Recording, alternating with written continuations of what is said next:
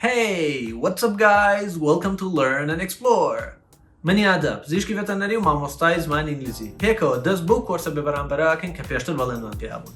کۆرسەکە ئامادەکراوە لەلایەن خۆم و ڕاستی و مامۆستایەکی خاوەنی بڕوانامەی ماستەر لە ئەمریکاوە. جا بۆ ئەوەی سوودی تەواو لە کۆرسەکە ببینن پێشنیارتان بۆ ئەوکەین کە بڕۆن سەیری حەوت یاساکەی فێربوونی زمانی ئینگلیزی بکەن کە لە چانێڵ هەیە و لینکەکەی لە دیسکریپشنی ڤیدیۆکە دانراوە. و کاتێک کە سەیری کۆرسەکەی ئەو خاڵانە جێبەجێ بکە کە لە کاتی کۆرسەکەی ئاماژەی پێ ئەکەین و هەوڵ بە چالاکانە سەیری کۆرسەکە بکەی بۆی بتوانیت سوودی تەواوی لێوەت بگریت و ئەگەر ئەو خاڵانە جێبەجێ بکەیت دڵنیا بە تەواوبوونی کۆرسەکە ئاستی زمانەکە دەڕاتە زۆر ئاستێکی بەرزتر. جا لەبەرەوە با دەست پێ بکەین. Hey folks, من یادە خۆشحاڵم کە هاتمەوە لاتان بۆ ئەو کورسێکە بڵێنمان پێیابوون و ئێستاش بەوانەی یەکەم یەکسەر دەست پێیەکەین. هیوادارم ئەو خاڵان جێبەجێ بکەن کە لە ڤیدیۆ یەکەم ئاماژەم پێکرده بوو لەبەرەوەی کە بتوانن تەواو سوود لە کۆرسەکە بین و دڵنیاتانەکەمەوە لێرەش دووبارە ئەگەر بێت ئەو خاڵنی کە ئێمە ئاماژەمان پێکردو لە ڤیدیۆ یەکەم جێبەجێ بکەن سوودی تەواو لە کۆرسەکە بین و ئاستی زمانەکەتان بە تەواوبوونی کۆرسەکە ئەچێتە ئاستێکی زۆر بەرزتر.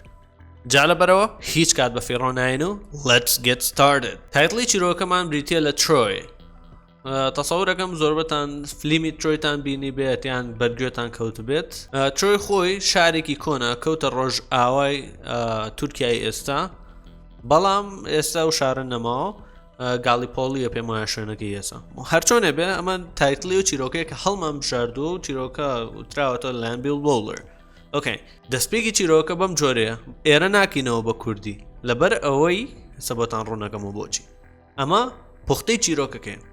I see Troy in flames years from now because Paris brings disaster to us, Queen Hecuba says about her son.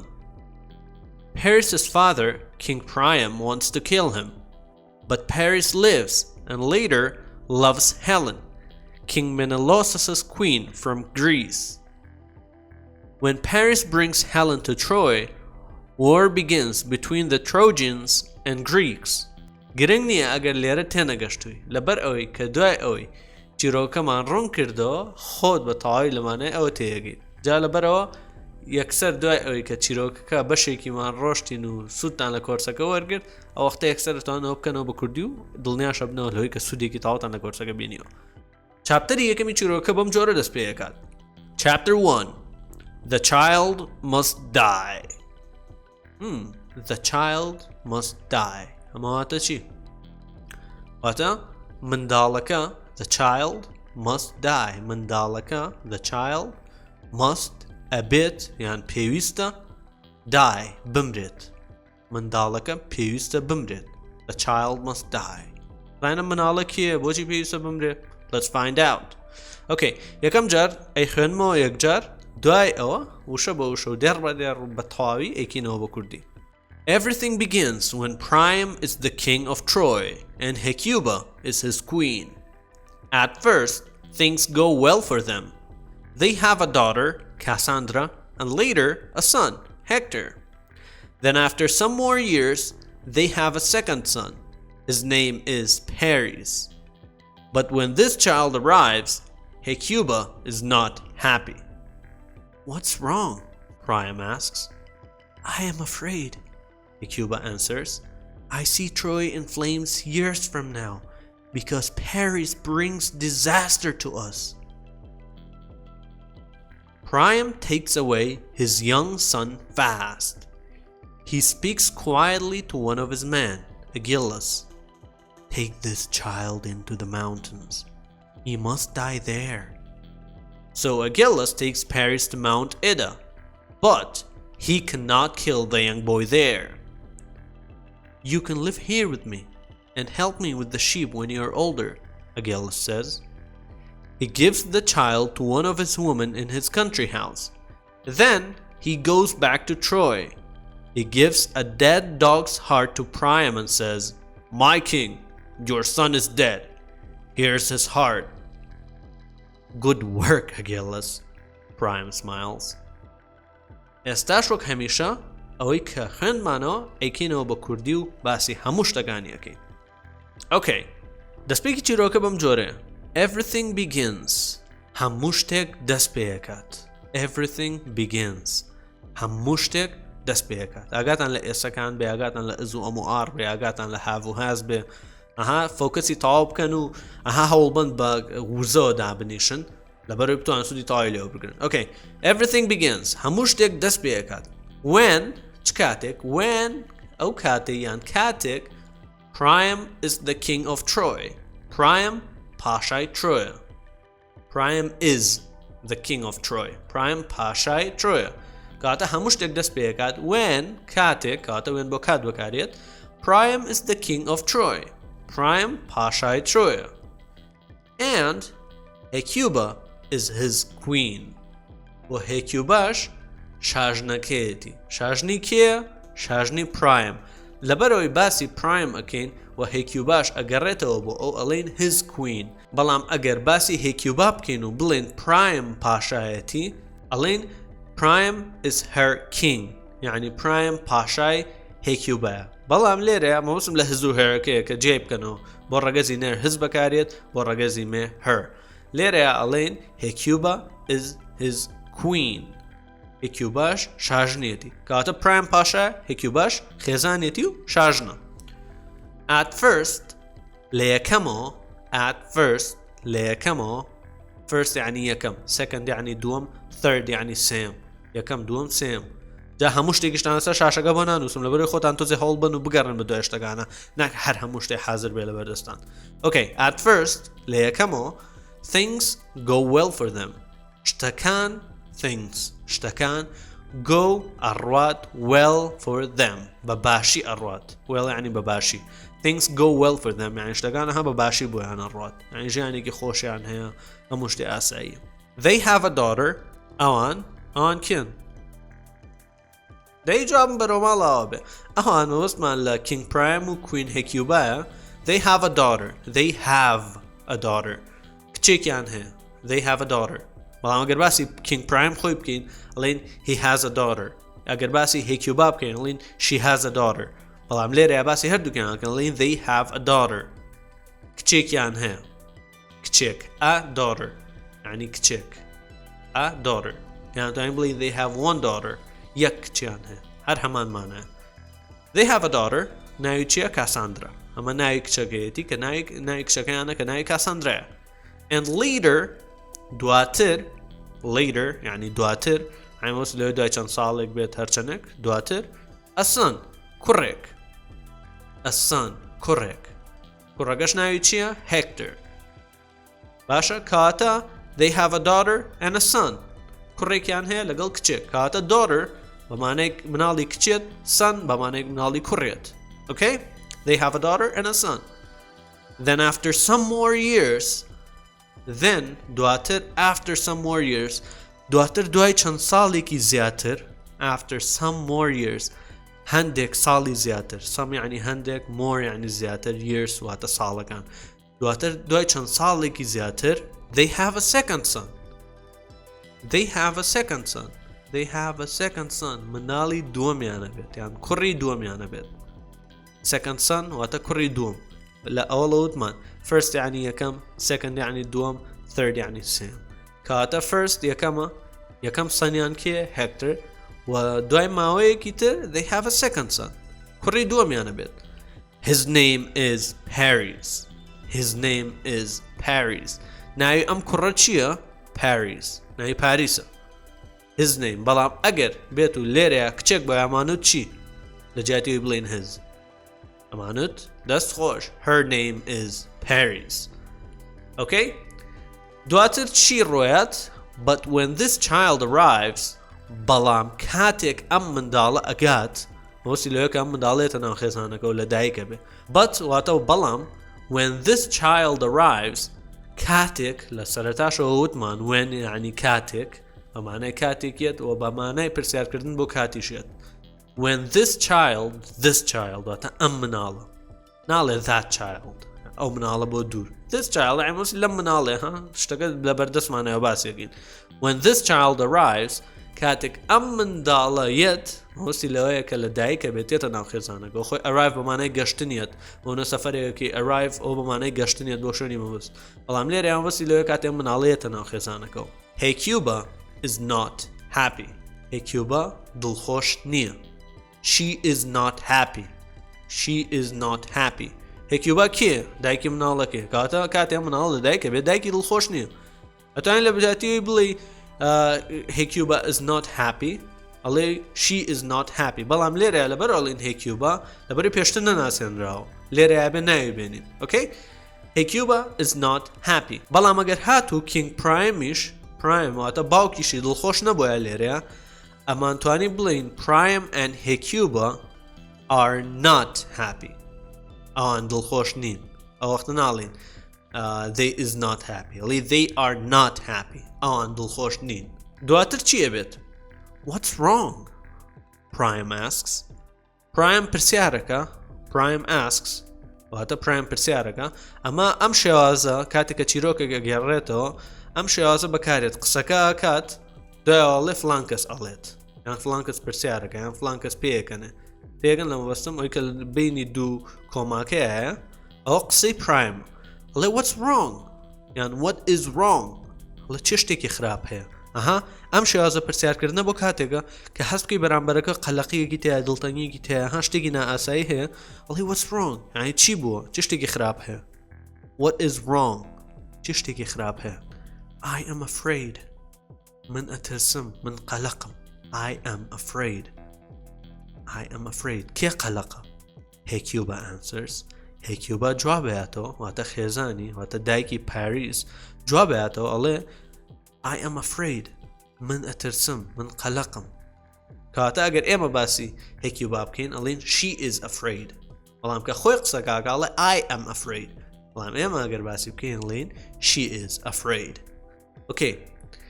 دواتر ئەڵێ چی؟ ئەڵێ I see Troy in flames years from now. I see Troy. من Troy ئەبینم کە Troy لە سەرەتایە وتمان ناوی شارەکەیە. I see Troy. من Troy ئەبینم in flames. لە کڵپەی ئاگرە. Okay? Years from now. چەند ساڵێک لە ئێستا بەدواوە. ئەی چەند ساڵێکی دواتر. Years from now مەوەسی لە چەند ساڵێکی زۆرە. 20 ساڵ بێ 25 ساڵ بێ 30 ساڵ بێ. کاتە لەبەر چی ئەترسێت ئەڵێ I see Troy in flames لە کڵپەی ئاگرە. من Troy ئەبینم ئەسووتێت. Years from now. چەند ساڵێک لە ئێستا بەدواوە. یعنی لە ئێستاوە چەند ساڵێکی تر. From یعنی لە. From now يعني لإستو. Okay? لبر چی وعلى because لبر أوي Paris brings disaster to us. لبر أوي Paris brings أهانت. چی أهانت؟ Disaster. كارثات. بوكي كارثات بوكي أهانت. To us. بو أما هيكيوبا وعلى لبر أوي Paris کارەساتمان بۆ هێنێ ناخۆشیمان بۆ هێنێ مشکلەمان بۆ هێنێ بەڵام بە هەمان شێوە ئەگەر ئێمە باسی هێکیوبامان بکردە ئەمانوت she is afraid she sees Troy in flames years from now because she thinks Paris brings disaster to them. Okay? یادارم ڕوون بێ ئەگەر ڕوونیش نەبێ ئەمە کە دواتر بەردەوام بووین لەسەری زیاتر ڕوو نەبێتەوە بەڵام هیوادارم ئەگەر بینوسنەوە لای خۆتان تێ ئەگەن مەوەستەکە چۆنە گۆڕانکاریەکان چۆنە کاتێکە ئەو قساکات و کاتێک ئێمە لەبارەی ئەو قساکەین. ئۆکەی؟ دڵنیام تێگەشتون چونکە شتەکە ئاسانە ئینگلیزیش خۆ تیارە نیە ماڵتان ناوا بێ. دڵنیام ئێوەش باش لی تێگەن. ئۆکەی. دواتر چیە بێت؟ Prime takes away his young son fast. Prime چیەکات؟ take away. بەڵام لەبەرەوەی باسی Prime ئەگەین ئەڵێن takes away. He takes away his young son fast. چیەکات؟ مناڵەکەی دوورە خاتەوە. Prime takes away یعنی دووریە خاتەوە his young son fast. کوڕە گەنجەکەی یان کوڕە مناڵەکەی بە خێرایی. Fast یعنی بە خێرایی. کاتە Prime چیەکات؟ takes away his young son fast. بە خێرایی مناڵەکەی دوورە خاتەوە. His young son. بەڵام ئەگەر هێکیوبا دووری بخستایەتەوە ئەمانوت هێکیوبا takes away her young son fast. Okay? ئەها بەراوردەکان خۆتان تێبگەن. دڵنیاشم تێگەن. هەر بژین. کاتە Prime دووری خاتەوە. چیەکات؟ He speaks quietly to one of his men. He speaks quietly to one of his men. بە بێدەنگی یان بە هێواشی چیەکە؟ He speaks. قسەی لەگەڵاکە. He مۆزمان لە کێ؟ Prime. کاتە بە هێواشی قسە لەگەڵ یەکێک لە پیاوەکانیاکە. Quietly یعنی بە بێدەنگی ها بە نهێنی to بۆ one of his men یەکێک لە پیاوەکانی قسە لەگەڵ یەکێک لە پیاوەکانی ئاکە his man ئەها لە بەروی پیاوەکانی prime ماڵی his man بەڵام ئەگەر بە هەمان شێوە لێرەیە ئێکیوبا قسەی بکردایە ئەمان she speaks quietly to one of his men she man her یا his ئەگەر باسی ئێکیوبامان بکردایە her man okay پیاوەکەشی ناوی چییە؟ ئەگێڵەس ئەمە ناوی پیاوەکەیەتی چی پێڵێت؟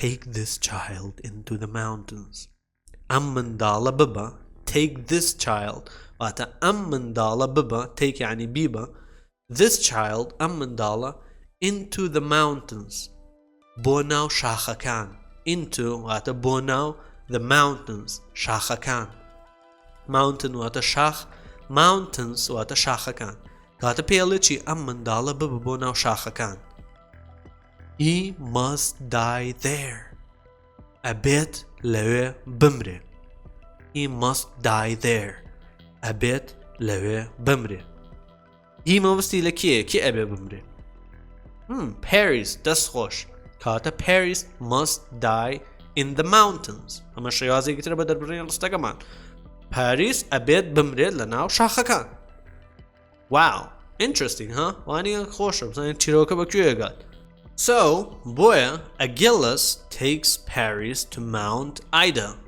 چی ئەکات Achilles takes Paris ئەبات یان ئەگەر لە جیاتی Paris بڵێن ئەتوانین بڵێن so Achilles takes him ئەیبات ئەو کوڕە ئەبات takes him to Mount Ida بۆ شاخی ئایدا Mount Ida واتە شاخی ئایدا Mount Olympus یعنی شاخی Olympus ئەها بۆ جۆرە ئەتوانین بڵێت یان ئەتوانین بڵێت Ida Mountain واتە شاخی ئایدا هەر بە هەمان مانای هەیە بەڵام Mount Ida ئەمیش هەر هەمان مانای هەیە بڵێ شاخی ئایدا کاتە چیەکە Achilles ئەیبات بۆ Mount Ida but بەڵام he cannot kill the young boy there بەڵام ئەو ناتوانێت کوڕە گەنجەکە لەوێ بکوژێت کێ ناتوانێت Achilles Achilles cannot kill Achilles ناتوانێت بیکوژێت کێ بکوژێت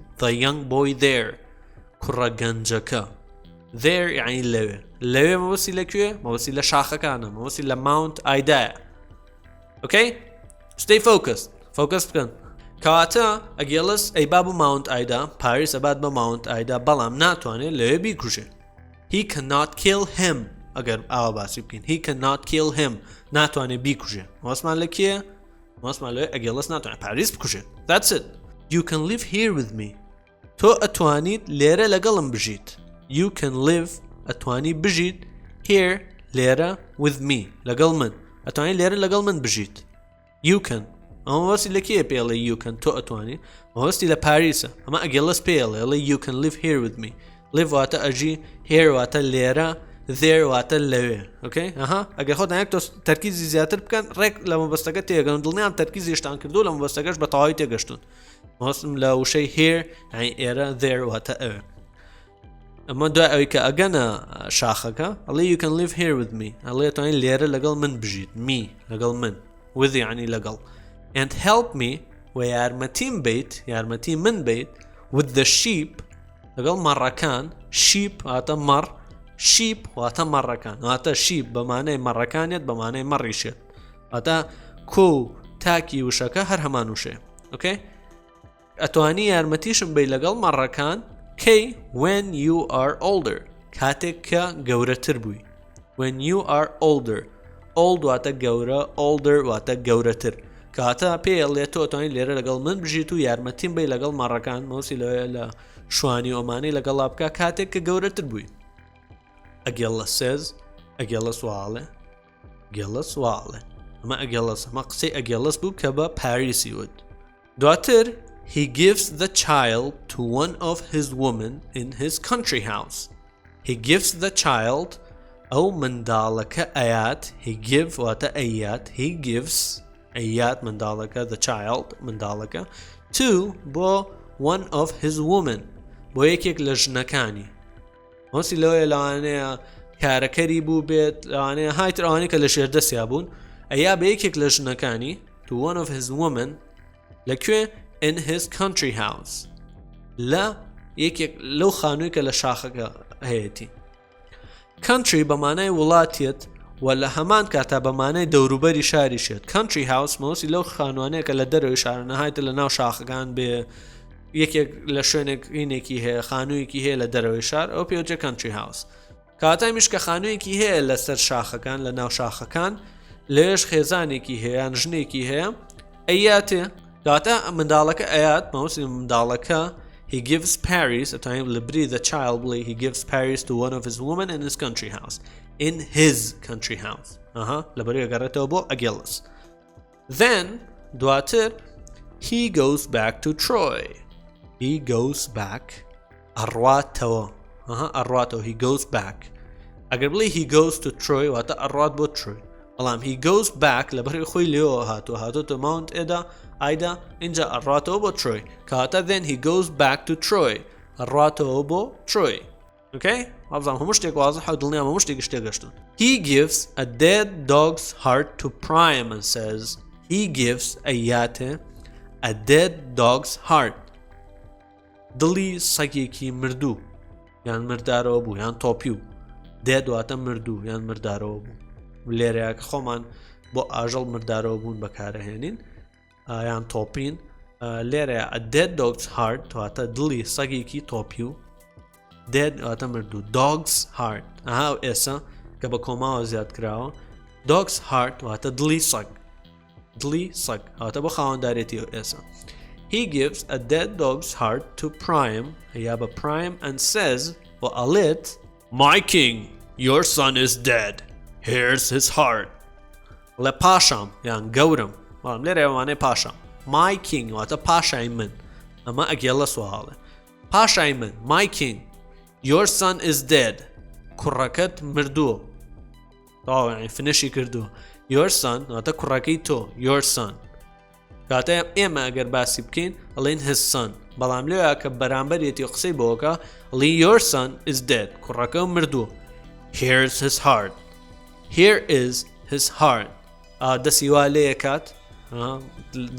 دڵەکە لەسەر دەسێتی تەقدیمێکا پێشکەشێکاڵە here's his heart ئەمە دڵیەتی here's his heart ئەمە دڵیەتی here is ئەوە کورتکراوەی ئیزە here is his heart here is his heart ئەو هزە مەوەسی لە کێیە ئەی بژی ئافرین مەوەسی لە پاریسە ئەوە دڵی پاریسە ئەڵێ هانێ ئەوەش دڵیەتی good work ئەگەڵەس دەست خۆش ئەگەڵەس ئیشێکی جوانە کرد ها بە پێکەنینەکەەوە پێڵێ good work ئیشێکیش باشە کرد good work ئەگەڵەس ئەڵێ ئیشێکی باشە کرد و دەستخۆشیە Prime smiles Prime پێکەنێ زەردەخەنەیەکە کەواتەم قسەی کە کردی بە زەردەخەنەیەکەوە ئیکات ئەمە ڕوونکردنەوەی تەواوی چاپتەری یەکی چیرۆکی ترۆی بەڵام ماوە پەلە نەکەن سبەینە ئینشەڵڵا ڤیدیۆی بەشی دووەمی هەمان چاپتەری یەکە کە پرسیتیە لە پرسیار و وەڵام من پرسیارەکەم تۆ وەڵامەیتەوە پێکەوە تەواویەکەین و پرسیار لەسەر هەموو چیرۆکەکەین جا لەبەرەوە چاوتان لەسەر چانێڵ بێت سبسکرایب بکەن ئەگەر نەتان کردەوە چاوەڕوانی ئەو بەشە بن کە من پرسیارەکەمون بەڕێستان جواب بێنەوە و بەیەکەوە بۆ پرسیار و وەڵامەکان تەواوەکەین و سوودێکی یەک جار زۆری هەیە دڵنیا بن جا لەبەرەوە سبەینە ئینشەڵڵا بەردەوامی بە پرسیار و وەڵامەکانین و چاوەڕوان بن ڤیدیۆم ڕۆژمان بەم جۆرە کۆتایی هات یامان کاتێکی خۆشە بۆ گشت لایەکتان و بە هیوای فێربوونێکی دەرەجەیەک باتان لەگەڵ